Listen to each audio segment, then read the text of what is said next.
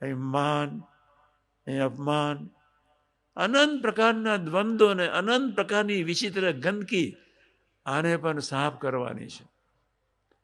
પર્યાવરણ આપણી ફરજ છે, આપણે આ ગુજરાતમાં પ્રગટ્યા છે. આ ધરતીને ઋણ વાળવાનું છે. કેવો અદ્ભુત દેશ, કેટલા નસીબદાર છે. એ નાનક, એ કબીર, એ શ્રીમદ રાજચંદ્ર, એ રામતીર્થ, એ દયાનંદ, એ વિવેકાનંદ, એ અરવિંદો,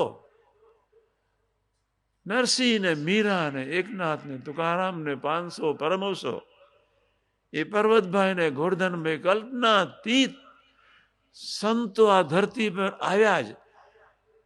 પણ જેને એવા સંતોની ઓળખાણ થઈ હશે, અને જેને એ સંતોની સાથે મૈત્રી બાંધી હશે, અને જેને એ સંતો, જે સેવકો, જે હરિભક્તો સંતો આગળ સરળ વર્ત્યા છે, ભગવાન કૃષ્ણ અર્જુનને એટલું જ કહ્યું, બેટા અર્જુન સરળ થા. આખી ગીતા મેં બહુ ઝીણવટથી વાંચી. 17 વખત અર્જુને ભગવાન કૃષ્ણની ઉપેક્ષા કરી, ખાલી ગીતામાં. લાઈફ દરમિયાન તો કેટલી વખત. ભગવાનની ગરજ ઓછી ન થઈ. અર્જુનને નિમિત્ત બનાવવો હતો જ, એને સુખ્યો કરવો હતો જ. અર્જુન એક દ્વંદથી ભરેલું પાત્ર હતું. અર્જુનની કોઈ તાકાત નહોતી એ ભીષ્મની સામે લડી શકે. એમ હું તમને કહું છું કે આ સંસારના કુરુક્ષેત્રમાં હેમખેમ સરળતાથી, મીઠાશથી, વિવેકી દુનિયાથી આટલું પોઝિટિવ રાખીને આપણે એક ધારું જીવન જીવવું હોય, સમજી લેજો, ભગવાનના પવિત્ર સંતોની સાથે મૈત્રી અનિવાર્ય છે. ઓક્સિજનની જેટલી જરૂર છે, આપણે ઓક્સિજન, અમારું નાક બંધ છે એટલે મને ફાવતું નથી. અમારે ઓક્સિજન નહીં લેવો હોય, મને શરદીનું અંગ છે, આવી ગયું છે. ઓક્સિજનની જેટલી જરૂર છે એથી હજારો ગણી જરૂર છે ભગવાનના પવિત્ર સંતરી સાથી ઓક્સિજનથી જીવાશે. સારી વાત છે. ભગવાનના પવિત્ર સંતથી આટલું પોઝિટિવ થશે એક, અને આટલું પોઝિટિવ થતા જેની આંખ, કાન અને જીભ પોઝિટિવ, એના મન બુદ્ધિ પોઝિટિવ, અને જેના મન બુદ્ધિ પોઝિટિવ, સંતોની કૃપા વરસી જાય. એની ગંદકી, અનંત કાળની ગંદકી, અનંત વર્ષોની ગંદકી ખૂબ પડેલી છે.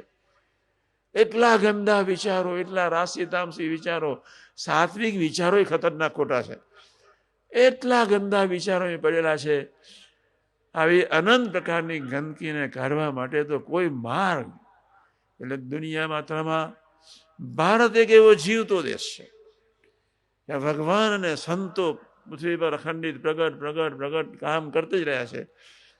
આપણે બધા જે સંપ્રદાયના હોય તે સંપ્રદાય, રામચંદ્રજીના ઉપાસક હો, હનુમાન જેવું શુદ્ધ સ્વધર્મ, શુદ્ધ બ્રહ્મચર્ય, શુદ્ધ દાસત્વ, એવા કોઈ પવિત્ર ભગવાનના સંત, રામચંદ્રજી દિલથી પ્રાર્થના કરવાની, મા સમાન કોઈ હનુમાન જેવા સંતની ગોદમાં બેસાડજો. ભગવાન રામચંદ્રજી, ભગવાન કિશન, ભગવાન શિવશક્તિ, ભગવાન સ્વામિનારાયણ તમારી આ પ્રાર્થનાની રાહ જોઈને બેઠા છે. ભગવાન સ્વામિનારાયણ મધ્યના 50 અને મધ્યના 54માં, પ્રથમના 54માં, પ્રથમ 54, મધ્ય 54. આમ તો સારંગપુર 7-10માં સંતોનો ખૂબ મહિમા ગાયો છે, ઘણા વચનામૃતોમાં. પણ પ્રથમ 54 અને મધ્ય 54 પ્રાણ માન્યા છે. પ્રાણ સંતને જ મોક્ષનો દ્વાર, અને એવા સંતની સાથે 4 પ્રકારની આત્મબુદ્ધિ, એ જ નિર્વિકલ્પ સમાધિનું સુખ. આપણે એવા પ્રકારના સુખમાં જવું છે. અમેરિકાનો મને એક ગુણ બહુ છે, દુનિયા માત્રના સુપર બ્રેઇન અમેરિકાએ કલેક્ટ કરી દીધા છે, દુનિયા માત્રના. અરે આપણે ગરીબ દેશ, વિશ્વાસુ, પણ સંપૂર્ણ વિશ્વાસ ન રાખ્યો, સંપૂર્ણ શ્રદ્ધા ન રાખી, જેથી ભારતનું ઉત્થાન ન થયું. સંતો આવ્યા, અનોળખ્યા વયા ગયા. અવતાર પુરુષો આવ્યા, અનોળખ્યા વયા ગયા. અને સંતના સંબંધ સિવાય ભગવાન સ્વામિનારાયણ કે ભગવાન કિશન કે ભગવાન રામ, એ પ્રભુનો મહિમા અને પ્રભુની મૂર્તિનું સુખ ક્યારે પ્રાપ્ત ન થાય. અને આટલું તો બહુ પાકું રાખજો જ ને, કરજો ને, સંકલ્પ કરજો. સાધુ એ માં છે, એ જીવતી માં છે. એને આપણા જેવી આંખ નથી, એને આપણા જેવા કાન નથી, એને આપણા જેવા મન બુદ્ધિ નથી. સાધુ જ્યારે આંખ બંધ કરીને જ્યારે ભગવાનનું ભજન કરે ત્યારે હૃદયાકાશ છે ભગવાન સ્વામિનારાયણની રસગન મૂર્તિના દર્શન કરીને ભજન કરી ડૂબેલા જ હોય. એ ભગવાનની રસગન મૂર્તિનું સુખ અનંતગણું છે, કલ્પનાતીત. એ તો ઠીક છે, પણ આજે સંસાર સાબુદ નથી. હઠ, માન ને ઈર્ષાના ઝઘડા. હઠ, માન ને ઈર્ષા એક વિચિત્ર એવી ચીજ છે. આજે કુટુંબો ખતમ થવા આવ્યા. અમે તો ગામે ગામ બહુ ફરીએ છીએ.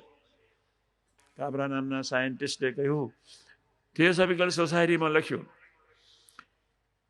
25 વર્ષ સુધીમાં કોમ્પ્યુટરાઇઝ એ ધીમે ધીમે રિમ્યુનાઇઝ થશે. પછી એમણે લખ્યું એજ ઓફ ડિવોશન અને એજ ઓફ લવ એ અમેરિકાની ધરતી પર પ્રગટશે.